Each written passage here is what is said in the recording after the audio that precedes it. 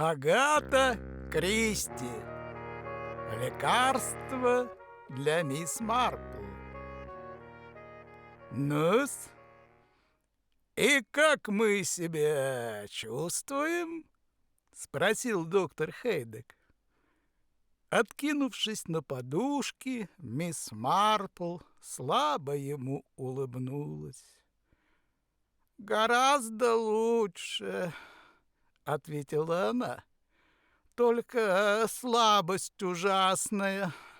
Но, по правде сказать, доктор, я не понимаю, зачем мне вообще выздоравливать? Посмотрим правде в глаза. Я больная, никому не нужная старуха. В могиле мне самое место». «Да-да, обычные мысли после гриппа», — бесцеремонно перебил его доктор Хейдек. «Мы явно идем на поправку. Теперь необходим лишь небольшой толчок, чтобы вернуться в нормальное состояние. Легкая встряска для ума». Мисс Марпл вздохнула и покачала головой. «Между прочим, — продолжил тот, кладя на одеяло большой конверт, — я принес лекарство с собой. Такая небольшая загадка по вашей части. Как раз то, что доктор прописал». «Загадка?» — слабым голосом переспросила мисс Марпл. «Это, собственно, мой первый литературный опыт», — пояснил доктор Хейдек краснея. «Здесь я пытался последовательно изложить все события. Он сказал, она сказала, девушка подумала и так далее.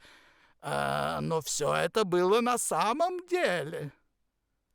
«Но почему загадка?» — спросила мисс Марпл. Доктор усмехнулся. «Потому что я упустил объяснение. Хотелось ли, знаете ли, убедиться, так ли вы проницательны, как говорят?» И, выпустив эту парфянскую стрелу, он удалился. Мисс Марпл достала из конверта рукопись и принялась читать. «А где же новобрачная?» — не унималась мисс Хармон. Тот же самый вопрос волновал и всю деревню.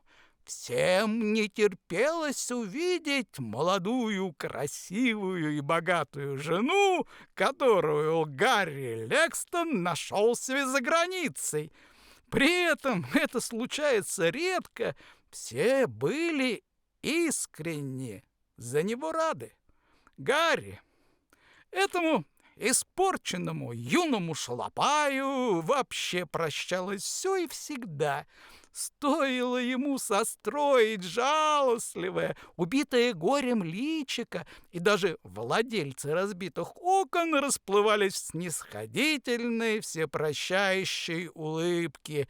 Пусть даже его рогатка поражала их стекла чуть ли не раз в неделю. Юный Лекстон без устали бил стекла, опустошал соседские сады и воровал кроликов. Немного повзрослев, он устремил свою энергию на более серьезные занятия.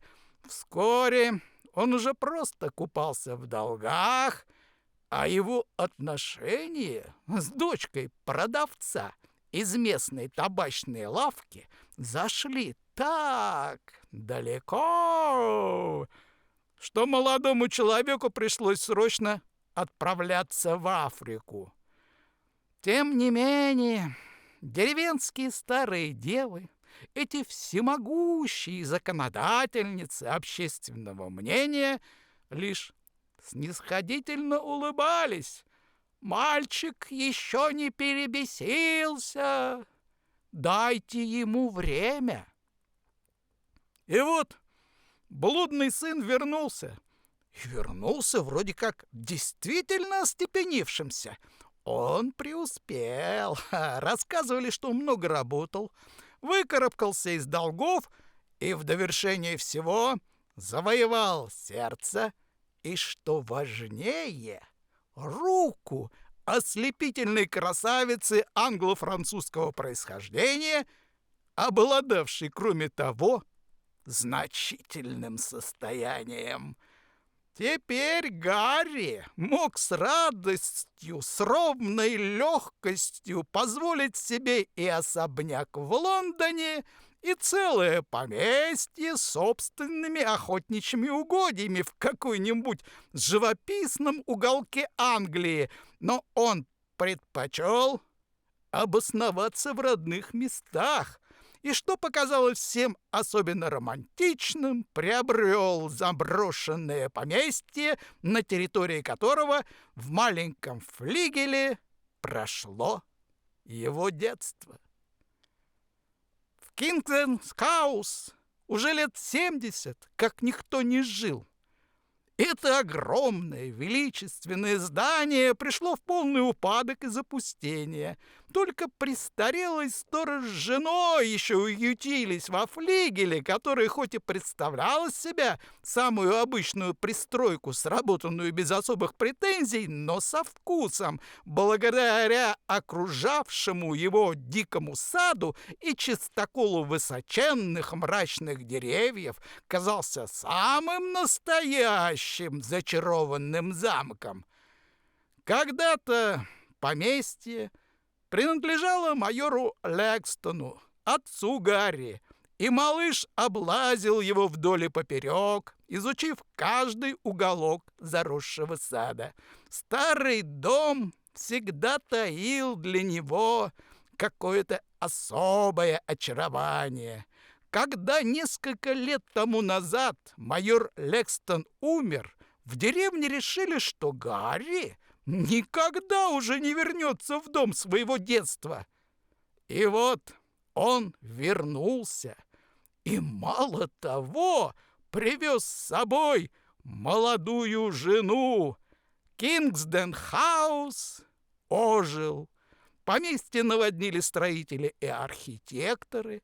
Старое обветшавшее здание снесли, и за фантастически короткое время Гарри мог себе позволить не считаться с расходами. На его месте возвысился новый дом. Ослепительно белый, он загадочно поблескивал за деревьями. Затем появились садовники, за ними декораторы и специалисты по интерьеру, и вскоре дом был готов. Первыми прибыли слуги. Наконец, роскошный лимузин подвез к парадному и самих мистера и миссис Лекстон. За этим событием, затаив дыхание, наблюдала вся деревня. Миссис Прайс, владелица самого большого в деревне дома и, как следствие, считавшая себя предводительницей местного сообщества, разослала приглашение на вечер в честь новобрачность. Это было значительное событие, заставившее многих дам шить себе новые туалеты. Все были возбуждены, взволнованы и заинтригованы. Каждому не терпелось увидеть новую жену Гарри, о красоте которой уже ходили самые немыслимые слухи. Говорили, что вся эта история слишком напоминает сказку. Мисс Хармон, добродушная, много повидавшая на своем веку старая дева, продираясь сквозь собравшуюся толпу, неутомимо выспрашивала о новобрачной. Мисс Брент, маленькая, худенькая, вечно брюзжащая, к слову сказать, тоже старая дева, с готовностью удовлетворила ее любопытство. «Ой, дорогая, молодая просто прелесть! Такие манеры, и совсем молоденькая, ну прям позавидуешь. И внешность, и деньги, и воспитание. Как говорится, кому-то все, а кому-то В общем, всем хороша, и Гарри к ней так привязан. Ну, заметила мисс Хармон, время-то прошло совсем немного. Дайте срок. От возбуждения мисс Брент начала потирать кончик носа. Так вы, дорогая, думаете... Ну что вы ж не знаете Гарри? Говорят, он изменился, он... Дорогая, мягко, но решительно перебила ее мисс Хармон, мужчины никогда не меняются. Если он привык порхать как мотылек, так всю жизнь и будет. Уж я-то знаю. Мисс Брент заметно повеселела. Вы правы. Кстати, ах, как вы правы! Хлебнет она с ним горе, бедняжечка. Кто-то должен ее предостеречь. Как вы думаете, она знает эту историю с дочерью табачника? Трудно сказать, но в любом случае нельзя оставлять бедняжку в неведении. Ведь ситуация-то очень пикантная. Аптека-то у нас одна. Дочь продавца в табачной лавке к тому времени уже вышла замуж за аптекаря. А что, если ей ездить в Матчбенсгемскую аптеку, осенила мисс Брент. Думаю, заметила мисс Хармон, Гарри ей сам это предложит. Они, понимающе переглянулись. Но предупредить ее все равно нужно, заключила мисс Хармон. «Вот свиньи!» — возмущалась Клариса Вейн. «Но почему? Некоторые люди ведут себя так по-свински». Доктор Хейдек недоуменно поднял глаза на свою племянницу. Впрочем, он давно уже привык к импульсивности этой высокой, темноволосой девушки, хорошенькой и очень отзывчивой. Сейчас в ее огромных карих глазах пылало негодование. Она яростно продолжала. «Эти старые девы жить не могут без сплетен. Вечно они все вынюхивают да подсматривают». «За Гарри Лекстоном, ты хочешь сказать?» «Ну да, почему бы им не оставить в покое всю эту историю с дочкой табачника?»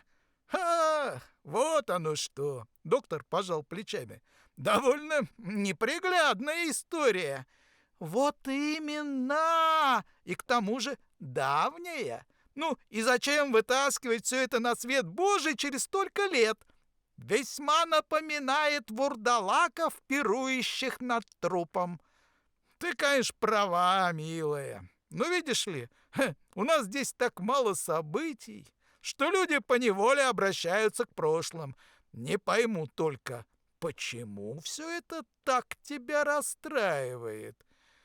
Клариса Вейн покраснела и отвернулась. Когда она, наконец, заговорила, голос ее звучал совершенно нормально. «Ну, а они выглядят такими счастливыми. Я про Лекстонов. Такие молодые и так любят друг друга. Это же чудесно. И меня бесит, что какие-то сплетни и грязные намеки могут разрушить их счастье». «Ха-ха, понятно. Я только что говорила с Гарри. Он же радуется, как ребенок, что осуществил свою заветную мечту и перестроил Кингстон. Совершенно счастлив и полон самых радужных надежд. Она вообще дитя. Думаю, у нее и горя-то настоящего в жизни не было. И не должно быть. Ты же ее видел, дядя. Разве я не права?»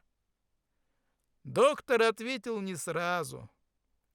Многие завидовали Луизе Злэкстон, считая, что судьба уж слишком к ней благосклонна.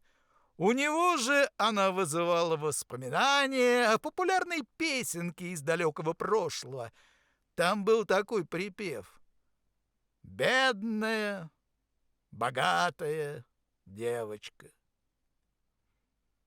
Миниатюрная и изящная, с тонкими льняными кудрями, и огромными мечтательными голубыми глазами, Луиза совсем не была готова к свалившимся на нее обязанностям светской львицы.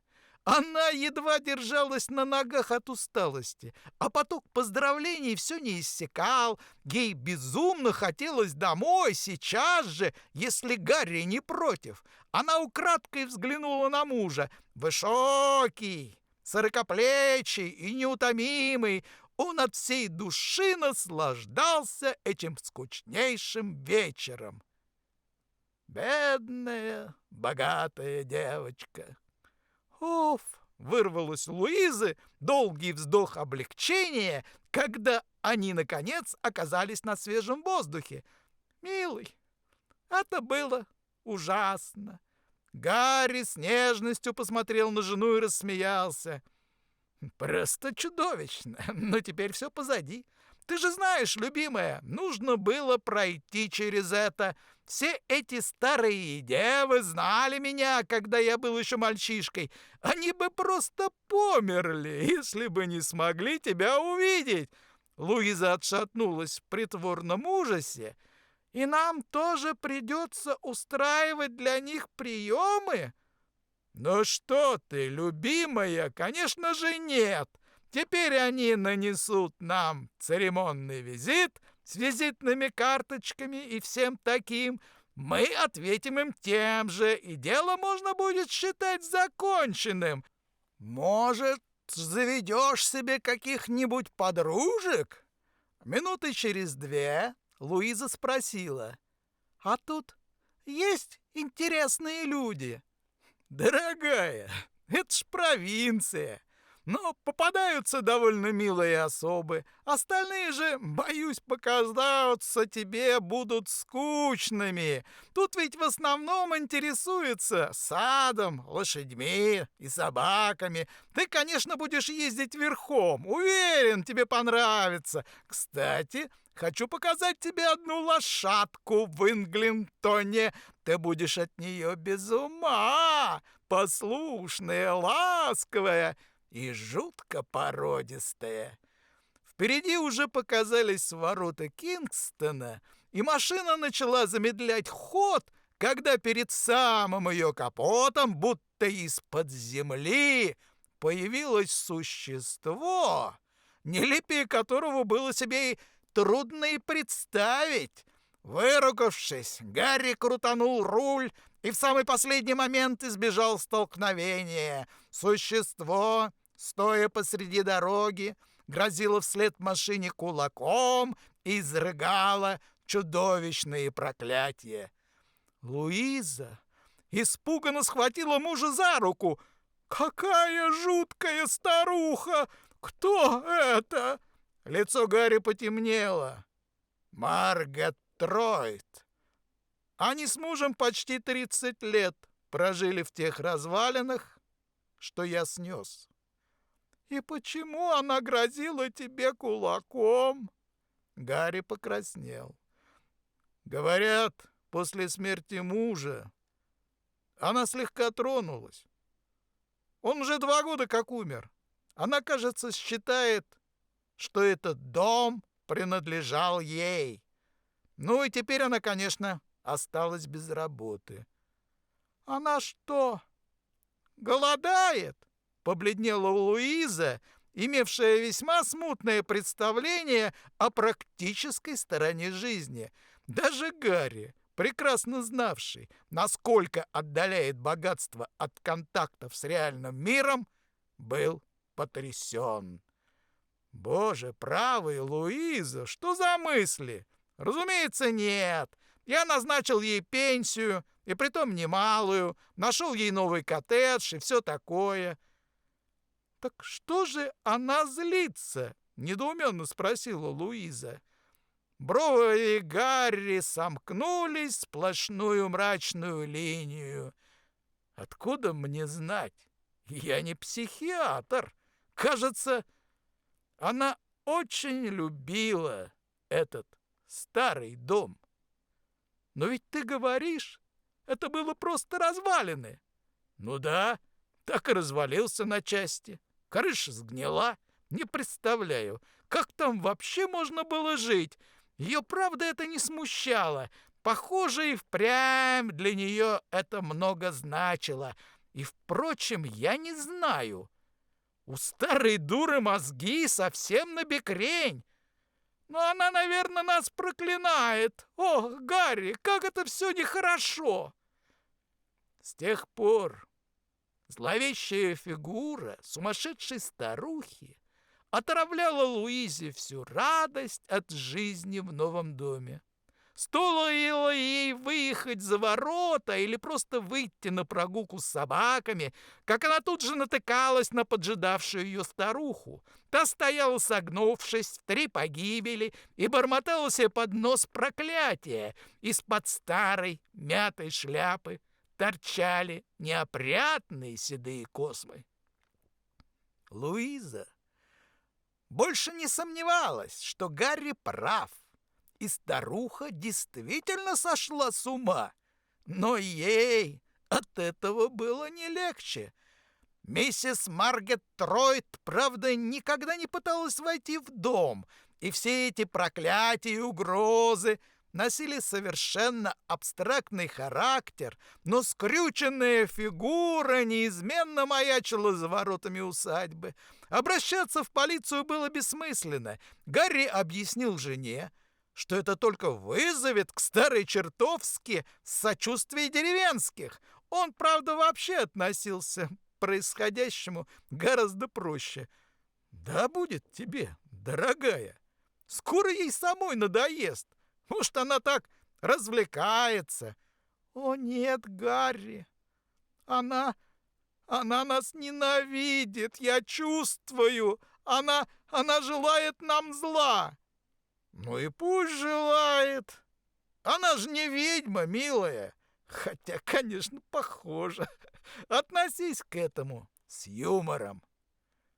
Постепенно Луиза начала замыкаться в себе.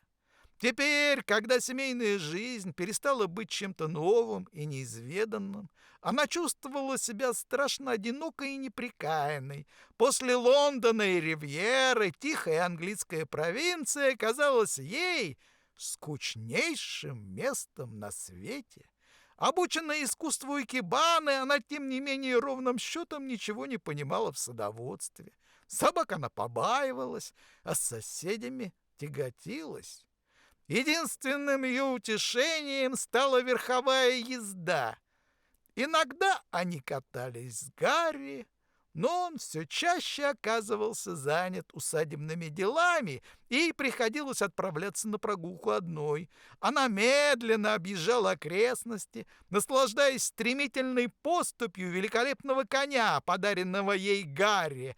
Принц Хэл, казалось, заразился страхом своей маленькой хозяйки, и при одном только виде согбенной седовласой старухи начинал раздраженно фыркать и старался обойти ее как можно дальше.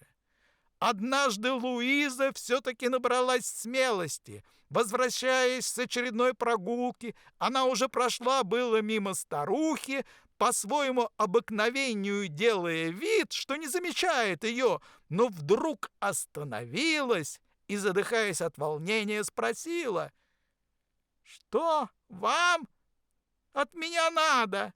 Чего вы хотите?» Старуха хитро прищурилась. В ее смуглом лице было что-то цыганское. Свалявшиеся волосы торчали из-под бесформенной шляпы грязно-белыми клочьями, а в мутных глазах застыла туповатая подозрительность. Луизе показалось даже, что старуха пьяна. И тут она заговорила высоким плаксивым голосом, в котором явно, однако, звучала угроза. «Чё мне надо-то? Известно чего. Того самого, что у меня отняли. Вышвырнули меня из Кинденс-хауса, а я там жила, когда вас еще на свете не было. Больше 40 лет я там жила. Черное дело вы, милые мои, сделали. Ну да принесет оно вам одно несчастье. Но ведь вы получили очаровательный домик. — робко начала Луиза. «А на кой он мне?» — злобно перебросила ее старуха и, воздев руки к небу, вдруг запричитала. «Ай-яй-яй! Разрушили! Все разрушили! Даже очага не осталось! Где же теперь Горемычный? Преклонить свою старую голову! Но ничего, вам это еще откликнется! Не знать вам счастья на новом месте! Только смерть и горе! И личику вашему прелестному тоже недолго таким оставаться. Вспомните еще мое проклятие! Ах, как вспомните!» Луиза повернулась и, не помня себя, бросилась прочь. Бежать! Подальше отсюда, прочь из этих мест, продать дом и бежать, крутилось у нее в голове. Она даже удивилась, как все оказывается просто. Взять и уехать. И как на стену натолкнулась на ледяной взгляд Гарри. Уехать? Ха-ха! Отсюда! Ха-ха-ха! А дом продать? Из-за какой-то сумасшедшей старухи? Да это не она. Это ты рехнулась. Боже мой, Гарри, ну я боюсь, мне страшно. Я чувствую, что что-то должно случиться, что-то очень нехорошее. Ладно, я этим займусь, мрачно процедил тот. Обещаю тебе, я заставлю ее заткнуться. Не считая возраста, Клариса Вейн была почти полной противоположностью Луизе. И тем не менее именно она стала вскоре самой ее близкой подругой. В обществе Кларисы Луиза чувствовала себя гораздо увереннее и спокойнее. Клариса была так независима, так надежна. Когда Луиза рассказала ей о миссис Маргет Тройт с ее угрозами, Клариса даже разозлилась. «Но ведь это просто глупо!» — воскликнула она. «Хотя, милая, я прекрасно понимаю, как это должно тебя огорчать. Ты не понимаешь, Клариса. Я действительно ее боюсь. По-настоящему. Так, что даже сердце заходится». «Ерунда, милая. Нельзя же так изводить себя из-за каких-то глупостей. Старухе самой все это скоро надоест». Луиза так долго молчала, что Клариса наконец не выдержала. «Ну, что такое?» «Ненавижу. Ненавижу это место!» Прорвало вдруг Луизу. «Не могу здесь жить, понимаешь? Не могу! Я ненавижу здесь все. Дом, лес, эту мертвую тишину по ночам. Здесь даже совы ухают как-то особенно жутко. Людей ненавижу». «Людей? Каких людей?» «Ну, в деревне. Всех этих отвратительных старых сплетниц». «Они тебе что-то наговорили?» — резко спросила Клариса. «Да нет, ничего такого, но от них прям-таки веет злобой. После того, как с ними пообщаешься, вообще больше никому не хочется верить. Просто никому». «Забудь о них», — решительно сказала Клариса. «Делать им нечего, вот и сплетничают. Не знают уже, что от скуки выдумать». Луиза грустно посмотрела на подругу. «Как бы я хотела, чтобы мы никогда сюда не приезжали. Но Гарри любит эти места». С нежностью проговорила она. Клариса вздохнула. Как же она его любит! И коротко сказала: «Мне пора. Подожди, тебя отвезут. Только, пожалуйста, не пропадай надолго». Клариса кивнула. Визит подруги ободрил Луизу. Гарри, заметив это, сам предложил приглашать ее почаще. Через несколько дней он с таинственным видом подошел к Луизе. У меня для тебя хорошие новости, дорогая. Что такое? Я все уладил с этот Маргет Тройт. Оказывается, у нее есть сын в Америке. Ну, я и устроил, чтобы старуха отправилась к нему. Оплатил ей переезд. О, Гарри, ну это же чудесно. Теперь я, наверное, даже могу полюбить Кингстон. Даже? Ха!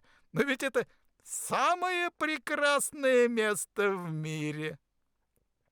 Следующим делом Гарри Лексton лишил местных кумушек всякого удовольствия, которое они намеревались получить, осведомив новобрачную о прошлом ее мужа.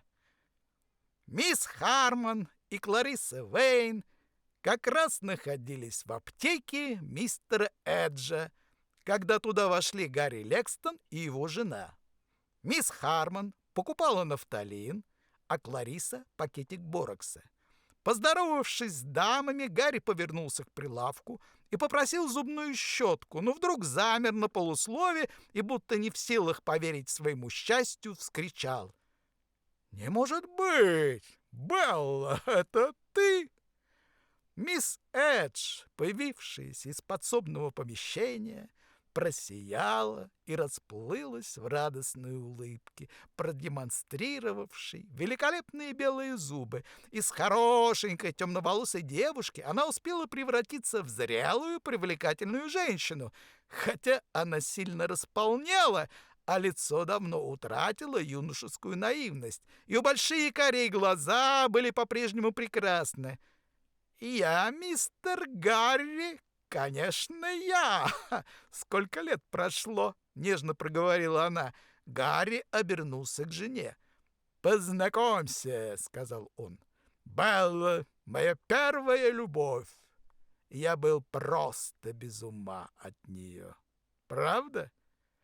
Или тебе так тогда казалось?» — рассмеялась мисс Эдж. Луиза засмеялась тоже. «Всегда рада старым друзьям мужа!» — искренне проговорила она. «Да», — вздохнула мисс Эдж, — «а уж мы вас не забывали, мистер Гарри. Вы теперь ну прямо как принц, и жена красавица, и дом новый». «Ты сама ж прекрасно выглядишь», — заметил Гарри. «Смотри, как расцвела». Мисс Эдж засмеялась. «Да будет вам. Так что вы, говорите, хотели? Зубную щетку?» Вся эта сцена так заметно расстроила мисс Хармон, что Клариса едва сдержала улыбку. «И по делам. Молодец, Гарри», — подумала она. «Что это за дурацкая история со старухой Маргет Тройт?» — раздраженно спросил доктор Хайдек у своей племянницы. «Говорят, она сутками околачивается возле усадьбы, проклиная новых хозяев». «Так и есть, дядя. Луиза места себе не находит». «Скажи ей, что все это глупости. Маргет Тройды проклинали всех и вся, даже когда служили там сторожами. Они и оставались там только потому, что старик пил как лошадь, а его больше никуда не брали». «Я скажу», — задумчиво проговорила Клариса, — «только вряд ли это подействует. Старуха действительно выглядит жутковато». «Странно. Очень странно.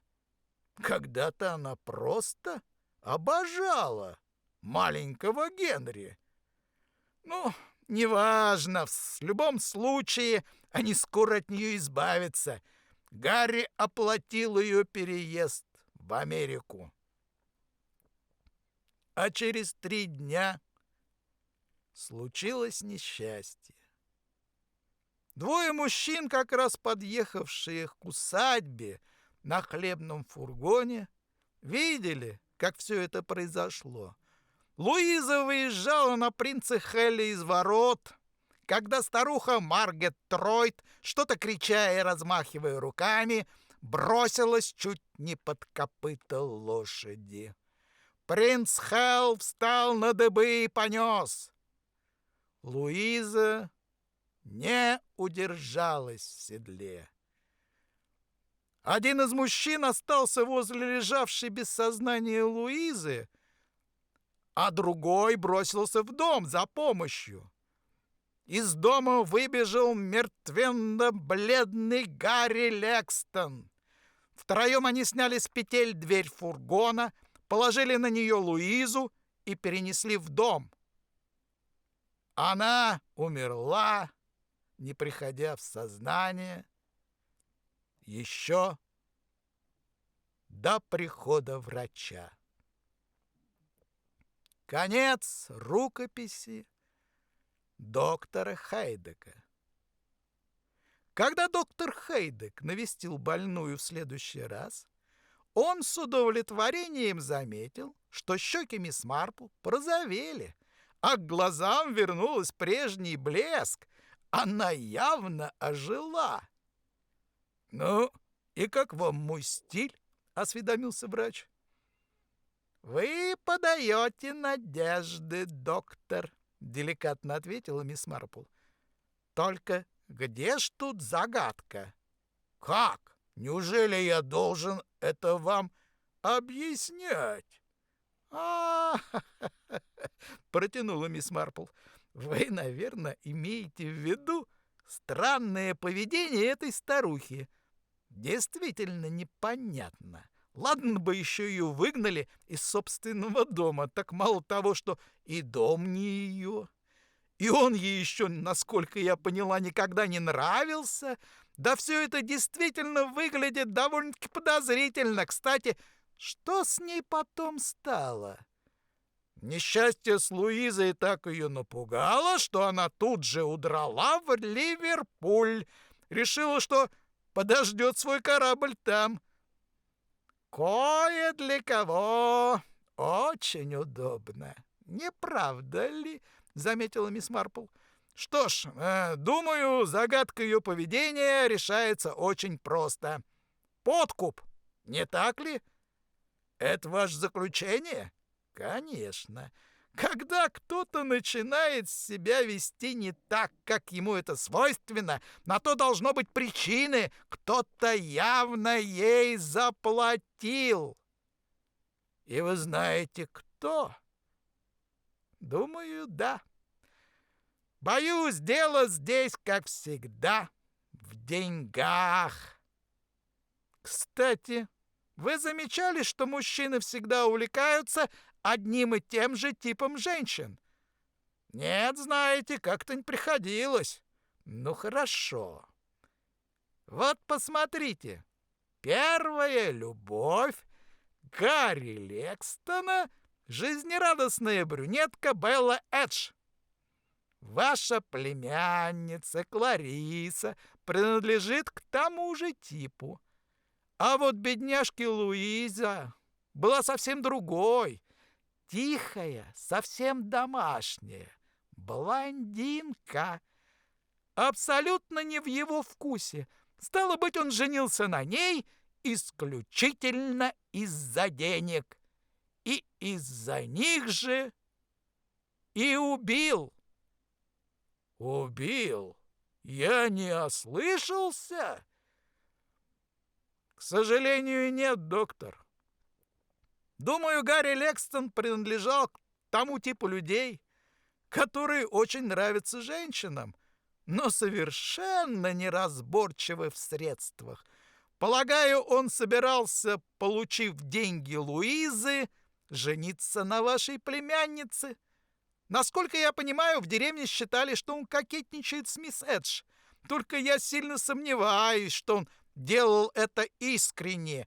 Другие у него были планы. Но бедняжка, конечно, поверила. Так как же, по-вашему, Гарри убил свою жену?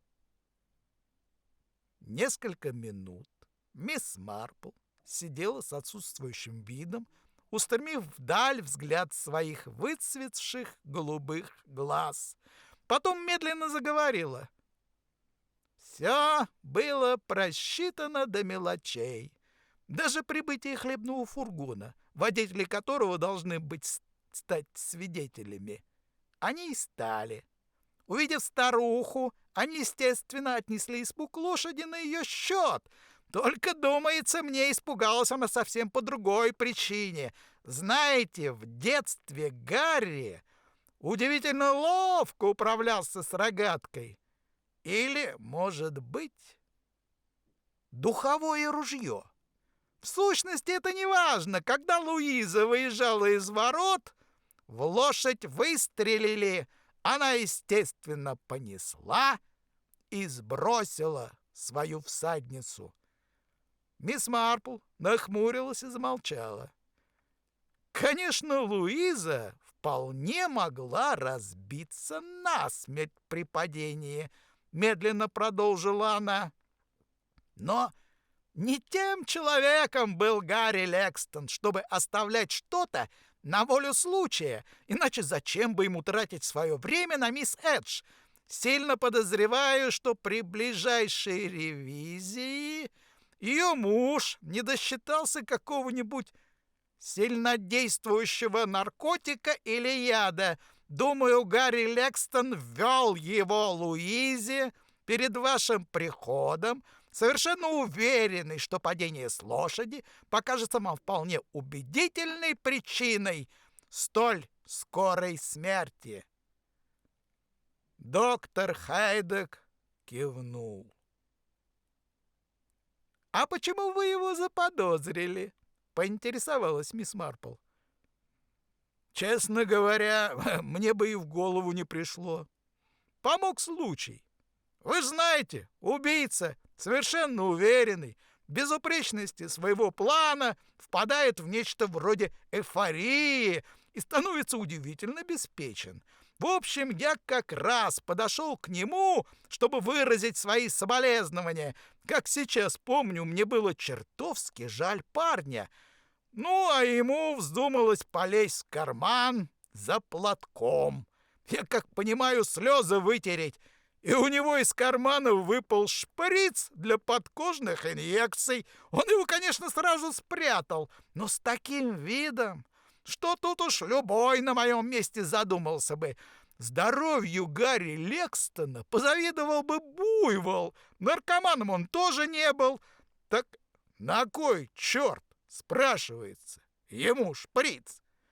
В общем, когда я делал вскрытие, он уже предполагал я возможность отравления и действительно обнаружил строфантин. Вот, собственно, и все. Остатки строфантина были найдены в доме Лекстона при обыске. Белла Эдж призналась на допросе, что она передала его Гарри. И, наконец, старая Маргет Тройд подтвердила, что он заплатил ей за спектакль с проклятиями. А как ваша племянница? Долго переживала? Ну что вы! Она, конечно, успела им сильно увлечься, но не настолько же, чтобы закрыть глаза на убийство. В общем, не очень долго. Доктор сложил свою рукопись. «Ну что же, мисс Марпл, ставлю вам отлично. И себе, кстати сказать, лекарство явно пошло вам на пользу. Я вижу перед собой прежнюю мисс Марпл».